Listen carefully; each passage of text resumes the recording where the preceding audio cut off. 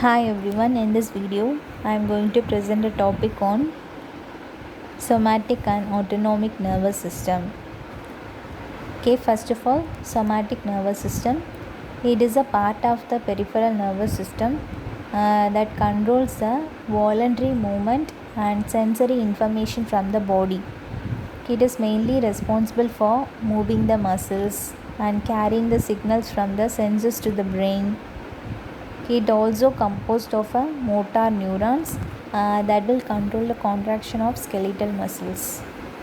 These neurons are activated by the signal from the brain or spinal cord, which initiate the chain reaction that stimulate the muscles to contract.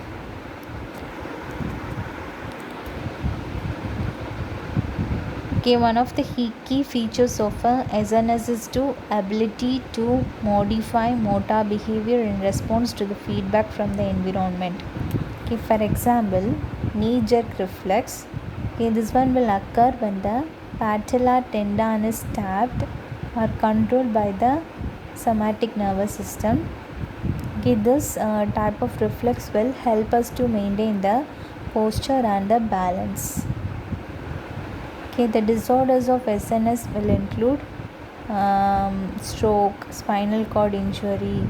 These things and all affect the somatic nervous system and causes paralysis or loss of sensation.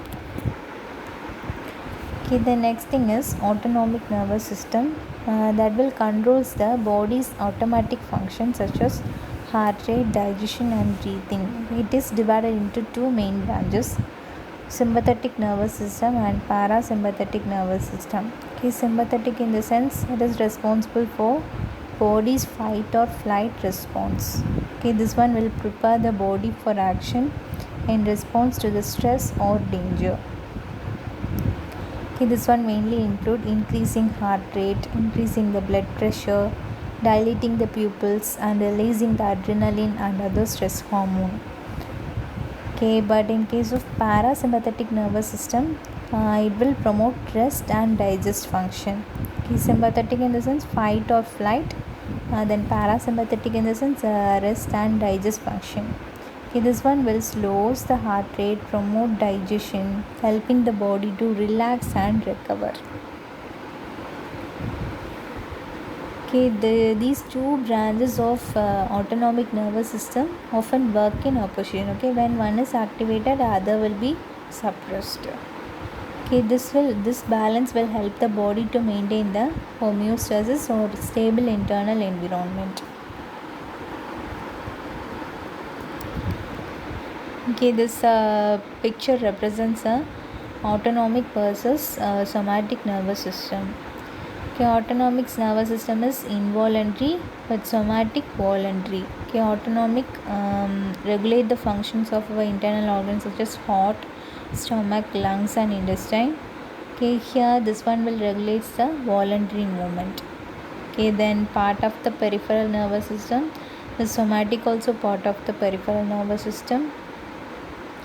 It will control some of the muscles within the body. Somatic nervous system will connect the brain to the motor neurons. Then autonomic nervous system regulates involuntary response.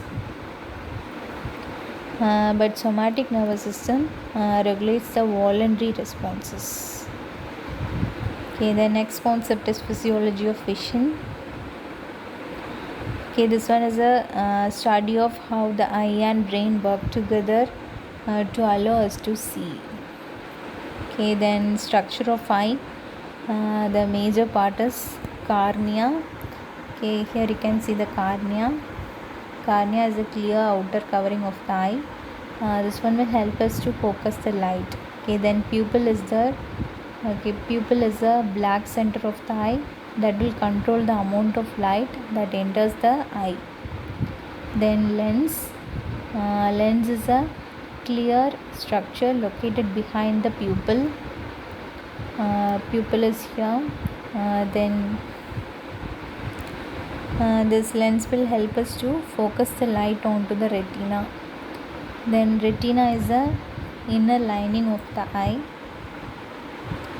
that contains photoreceptors. Okay, this photoreceptor will convert the light into electrical signals that are sent to the brain for processing.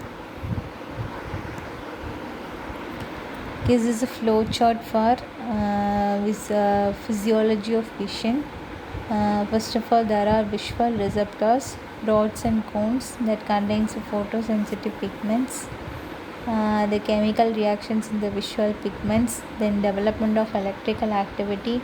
The next one is generation of impulses, then transmission of impulses through the visual pathway, then visual perception by visual cortex. Okay, this is a flow chart of physiology of vision. Okay, the photoreceptor cells are two types, rods and cones. Rods are more sensitive to light and it is responsible for low light vision. Then cones are responsible for color vision and it is more sensitive to bright light. Okay, when a light enters the eye, it is focused by the cornea and lens onto the retina. Okay, then this retina will generate electrical signals that travels through the optic nerve to the brain. The brain then processes the signal to create a visual image. Okay, thank you all.